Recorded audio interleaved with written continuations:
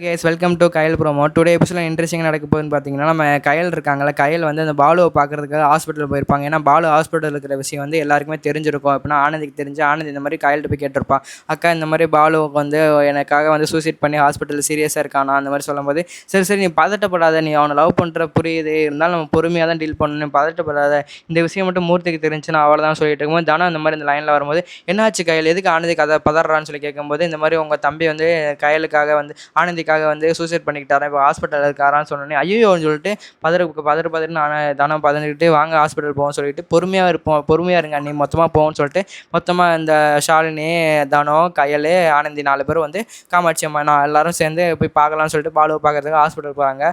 சொன்ன மாதிரி பாலு வந்து ஹாஸ்பிட்டலில் கொஞ்சம் சீரியஸான கண்டிஷன்லாம் தாண்டி கொஞ்சம் நார்மல் கண்டிஷன் வந்துட்டான், வந்து கொஞ்சம் இருக்கான். இருந்தோடனே பார்த்துட்டு வந்து எல்லோரும் பார்த்துக்கிட்டு இருக்காங்க. ஐயோ என்ன இப்படி ஆயிடுச்சு, ஏன் பால் இப்படி பண்ணேன்னு சொல்லிட்டு இந்த மாதிரி ஆனந்தி கேட்கும்போது, ஆனந்தி கொஞ்சம் பொறுமையாரு இவங்களாம் சொல்லிட்டு தனம் வந்து ஏன்டா தம்பி இப்படி பண்ணேன் அப்படின்னு சொல்லிட்டு இந்த மாதிரி பேசிகிட்டு இருக்கும்போது பாலோட பிரதர் தனமோட பிரதர் தான் அவங்க வந்துடுறாங்க. வந்து உங்களுக்கு யார் சொன்னா அந்த மாதிரி கேட்கும்போது, எனக்கு நியூஸ் வந்துச்சு இந்த மாதிரி ஆனந்தி சொல்லும்போது, ஆனந்தி பார்த்தியா உனக்காக என் தம்பி வந்து சாகவே துணிஞ்சிட்டான், அவன் லவ் பேச்சு புரிஞ்சிச்சாமான்னு சொல்லிட்டு என் தம்பியை நீ கட்டிக்கிறியான்னு சொல்லிட்டு இந்த மாதிரி பாலோட பிரதர் கேட்கும்போது, என்னங்க பேசிக்கிட்டு இருக்கீங்க நீங்கள் சொல்லிட்டு இந்த மாதிரி கயல் கேட்டுக்கிட்டு இருக்கா. சின்ன பசங்க மனசில் ஏதோ ஆசையை வளர்க்குறீங்களான்னு சொல்லிட்டு இந்த மாதிரி கயல் சொல்லிட்டு இருக்கா. இந்த வீடியோ வந்து ஃபுல்லாக பாருங்கள், நான் டீட்டெயிலாக எக்ஸ்பிளைன் பண்ணுறேன். நம்ம சேனலுக்கு நீங்கள் புதுசாக வந்துருந்தீங்கன்னா நம்ம சேனல் மறக்காம சப்ஸ்கிரைப் பண்ணி வச்சுங்க, மறக்காம பெல் ஐகானை கிளிக் பண்ணி வச்சுங்க. அப்போ நாங்கள் போகிற வீடியோஸ் எல்லாமே எங்களுக்கு உடனே வரும். வாங்க வீடியோக்களை போகலாம். இந்த மாதிரி கயல் கேட்பா, என்னங்க சின்ன பசங்க ஏதோ ஆசைப்பட்டாங்கன்னு ஒரே காரணத்துக்காக நான் பார்க்க கூட்டிகிட்டு வந்தால் நீங்கள் என்ன ஆசையை வளர்க்குறீங்க அப்படின்னு சொல்லிட்டு, கயல்மா நீங்கள் சும்மா இருமா, நீ கொஞ்சம் புரிஞ்சுக்கம்மா, நீயும் எளியும் லவ் பண்ணி தானே கல்யாணம் பண்ணிக்கிட்டீங்க, இப்போ மட்டும் ஏன் இந்த பண்ணுறீங்க, என் பையன் ஆட்டோ ஓட்டுறதுனால உங்கள் பொண்ணு டாக்டர் படிக்கிறனால பணம் தான் மேட்ரா, எவ்வளோ பணம் செலவானாலும் பரவாயில்ல நான் கட்டி வைக்கிறேன், என் பையனை வந்து என் தம்பி வந்து உங்கள் தங்கச்சி கட்டி வைக்கிறியான்னு சொல்லிட்டு கயல்கிட்ட கேட்கும்போது, அதெல்லாம் முடியாதுங்க, இப்போ உங்களால தான் பெரிய பிரச்சனை ஓடிட்டு இருக்குது தெரியுமா, இப்போ முதல்லே சொல்லியிருந்தானே இந்த கல்யாணம் ஏற்பாடு பண்ணி ஆனந்தியை வந்து கிடச்சிருக்கேன்னு புரியலேன்னு சொல்லிட்டு இருக்கும்போது, ஆனந்தியை கடத்தி இந்த மாதிரி கௌஷிக் பண்ண எல்லா விஷயத்தையுமே பாலு கூட சொன்னோன்னே பாலு ரொம்ப டென்ஷன் ஆயிடுவான். எவ்வளோ தெரியும் அந்த கௌஷிக்கு, விடு நான் மட்டும் அங்கே இருந்திருந்தேன்னா கௌஷிக் கையாலே பிடிச்சி கழுத்தை பிடிச்சி நெரிச்சு கொண்டிருப்பேன்னு சொல்லிட்டு இந்த மாதிரி பாலு சொல்லிட்டு இருக்கும்போது, பாலு நீங்கள் சும்மா இருக்கீங்களா பாலுன்னு சொல்லிட்டு கயல் சொல்லுவா, இப்போ இருக்கிற கண்டிஷனில் நீங்கள் வந்து கோவப்படக்கூடாது, அமைதியாக இருங்க பாலுன்னு சொல்லிட்டு இந்த மாதிரி கயல் வந்து எப்போதும் நல்ல மாதிரியே இதை மாதிரி பேசிக்கிட்டு இருப்பா. கயல் அந்த மாதிரி பேசிகிட்டு இருக்கானே பாலு வந்து சரிக்கான்னு சொல்லிட்டு இந்த மாதிரி பேசிகிட்டு இருப்பாங்க. அதோட என்னக்கா என்ன பாலு ஏன்டா இவன் தனம் வந்து ஏன்டா பாலு இப்படி பண்ணன்னு சொல்லிட்டு தனம் வந்து பேசிகிட்டு இருக்கும்போது, எனக்கு இன்னொன்று ஒன்றும் இல்லைக்கா நீ சும்மா இருக்கான்னு சொல்லிட்டு இந்த மாதிரி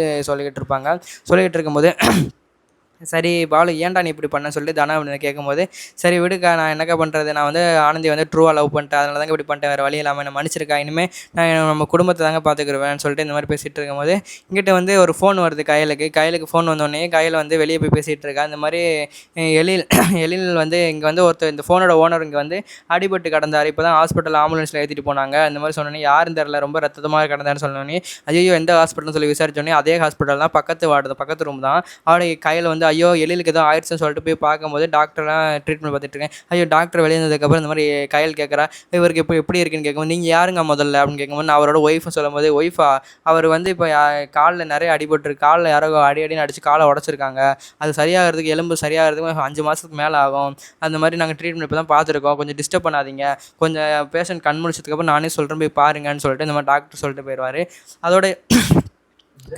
அதோட கயல் வந்து எல்லோரும் கால் பண்ணி இந்த மாதிரி சொல்லிக்கிட்டு இருப்பாள். இந்த மாதிரி வீட்டில் இருக்க எல்லோரும் கால் பண்ணி எழில் இந்த மாதிரி ஹாஸ்பிட்டலில் இருக்காங்க வாங்கன்னு சொன்னோன்னே மூர்த்தியும் அன்பும் வந்துடுவாங்க. அப்படின்னா பொண்ணுங்க எல்லோரும் இங்கே தான் இருக்காங்க, பொம்பளைங்க எல்லோரும் இங்கே தான் இருக்காங்க, பசங்க மூர்த்தியும் அன்பு வெளியே தானே இருக்காங்க. அந்த மாதிரி கால் பண்ணோடனே மாமாக்கு என்னாச்சு சொல்லிட்டு அன்பு பதறி அடிச்சுட்டு ஓடி வரான். அதே மாதிரி மூர்த்தியும் மாப்பிள்ளைக்கு என்னாச்சுன்னு சொல்லிட்டு வந்து பார்க்கும்போது என்னாச்சுன்னு கேட்கும்போது தெரில, இனிமேல் கண் முடிச்சான்னு தெரியும் சொல்லிட்டு வெயிட் பண்ணிக்கிட்டு இருக்கும்போது, அதோட எழில் வந்து கண் முழிச்சோடனே டாக்டர் சொல்லுவாங்க, எழில் கண் முழிச்சிட்டாங்க போய் பார்க்கறனா பாருங்கன்னு சொன்னோடனே கையெல்லாம் உள்ளே போனோன்னே கயல் மூஞ்சி பார்த்தோன்னே எழில் டென்ஷன் ஆயிடுவான். இப்போ யாருக்கிட்ட நீங்கள்லாம் வந்தீங்க, நிம்மதியாக இருக்க விட மாட்டீங்களா, இப்போ உங்களால தான் இந்த நிலமையில இருக்குன்னு சொல்லிட்டு இந்த மாதிரி எல்லாருமே கோவப்பட்டுக்கிட்டு இருப்பான்.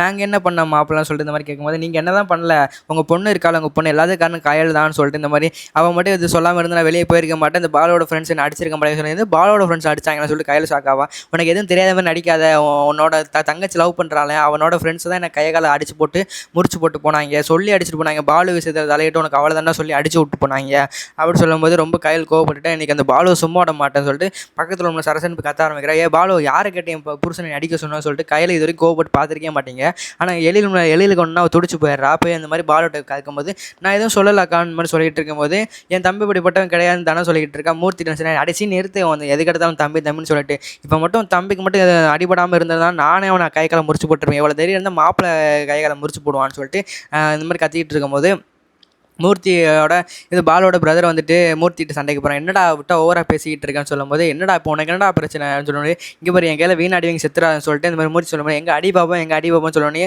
என் கையில் வந்து பிரித்து விட்றா. இப்படின்னா விடுங்க, இப்போ எதுக்கு இது பண்ணிகிட்டு இருக்கீங்க, இப்போ உங்கள் குடும்பத்துக்கு எங்கள் குடும்பத்துக்கு ஆகாது, பாலு இப்படி இருக்கிறனால ஒரே காரணத்தை விட்டுட்டு போகிறேன் அவ்வளோதான் சொல்லலாம். அன்பு வந்து கோவப்படுறேன். இங்கே பாருங்கள் உங்கள் தம்பி பண்ணது வந்து ஃபோர்ஜரி மாதிரி. எப்படின்னா உங்கள் தம்பி வந்து ஆள் செட் பண்ணி கொலை முயற்சி என்னோட மாமாவை வந்து கொலை பண்ண ட்ரை பண்ணியிருக்கான்.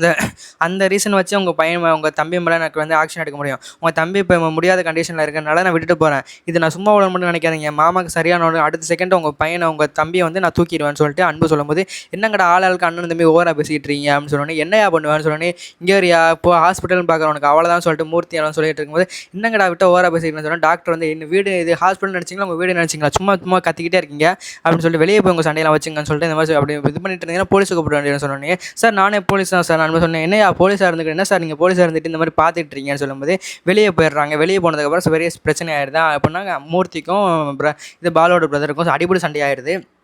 அதோட மூர்த்தி போட்டு அடிக்கிறான், இவனை அடிக்கிறான். அன்பு வந்து எவ்வளோ தைரியம் இருந்தால் அண்ணன் அடிப்போம் சொல்லிட்டு அன்பு வந்து பாலோட பிரதரை அடித்தோடனே தனம் வந்து கோவப்பட்டுட்டு எவ்வளோ தைரியம் இருந்தால் நீங்கள் எனக்கு முக்கியம் தான் இருந்தாலும் என் அண்ணன் எனக்கு முக்கியம் தான், எதுக்கு எங்கள் அண்ணனை போட்டு அடிக்கிறீங்க, கேட்கறதுக்கு ஆளில் நினச்சிங்களான்னு சொல்லிட்டு இந்த மாதிரி தனம் கேட்கும்போது எங்கே இந்த விஷயத்தில் நீங்கள் தலையிடாதீங்க அண்ணின்னு சொல்லிட்டு அன்பு சொல்கிறான்.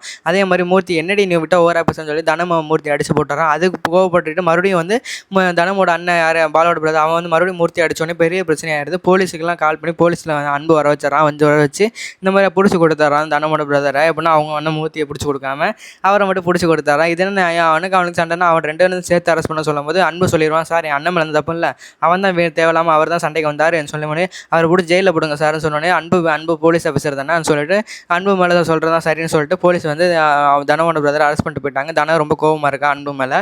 அவரை ஏன்டா இப்படி பண்ண சொல்லிட்டு தனம் வந்து அன்பு கேட்கும்போது அண்ணி நீங்கள் சும்மா இருக்கீங்களா அண்ணி, எனக்கு என்னதான் நீங்கள் முக்கியம் இருந்தாலும் எனக்கு என் அண்ணனும் தான் முக்கியம், நான் இப்போ என் கண்ணு முன்னாடியே உங்கள் அண்ணன் வந்து அண்ணன் மேலே கை வைப்பானான்னு சொல்லிட்டு இந்த மாதிரி சொல்லிட்டு இருக்கும்போது அது மட்டும் இல்லாமல் நான் அந்த உங்கள் தம்பி பாலையும் சும்மாட மாட்டேன், என் மாமா மேலே கை வச்சிருக்காங்கல்ல அவங்களே சும்மாட மாட்டேன்னு சொல்லிட்டு அன்பு வந்து கொஞ்சம் ஃபயர் ஆகி இந்த மாதிரி பேசிக்கிட்டு இருக்கான்.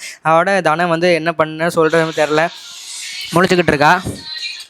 தனம் வந்து என்ன சொல்கிறேன்னு தெரியாமல் முடிச்சுக்கிட்டு இருக்கா, என்ன பண்ணுறேன்னு தெரியாமல். அதோட வந்து என்ன பண்ண கடவுளை தான் வேண்டணும்னு சொல்லிட்டு கடவுளை வேண்டிக்கிட்டு அப்படியே இருக்கா. இங்கிட்ட வந்து எழில் எல்லாரும் பார்த்துட்டு இருக்காங்க. எழில்கிட்ட வந்து அந்த கையில் வந்து மன்னிப்பு கேட்குறான். என்ன மன்னிச்சிருங்க எழில், என்ன ஏற்றுக்குங்க எழில்னு கேட்குறா. அதோட வந்து நான் ஒன்று சொன்னேன், இப்போ நீ எனக்கு ஒன்று பண்ணணும்னு சொல்லிட்டு வந்து ஆனந்திக்கு வந்து வேற ஒரு பையன் நான் சொல்கிற பையனை தான் நீ கட்டி வைக்கணும்னு சொல்லும்போது சரி ஓகேன்னு சொல்லிட்டு எழில்கிட்ட வந்து கையில் வந்து ப்ராமிஸ் பண்ணிடுவோம். ஆனந்திட்ட கேட்கும்போது ஆனந்தியும் சரி மாமா நீங்கள் சொல்கிற பையனை தான் நான் கட்டிக்கிறேன், நான் வந்து மறந்துடுறேன் அவனேன்னு சொல்லிட்டு இந்த மாதிரி சொன்னோன்னே எழில் வந்து ஓகேன்னு சொல்லிட்டு மன்னிச்சு ஏற்றுக்கிறோம். அதோட இந்த எபிசோட் முடிச்சிடுறாங்க. இந்த வீடியோ பிடிச்சிருந்தா லைக் பண்ணுங்கள், கமெண்ட் பண்ணுங்கள், மறக்காம நம்ம சேனல் சப்ஸ்கிரைப் பண்ணிச்சுங்க. இந்த மாதிரி ஒரு நெக்ஸ்ட் வீடியோவில் பார்க்குறேன். பேசி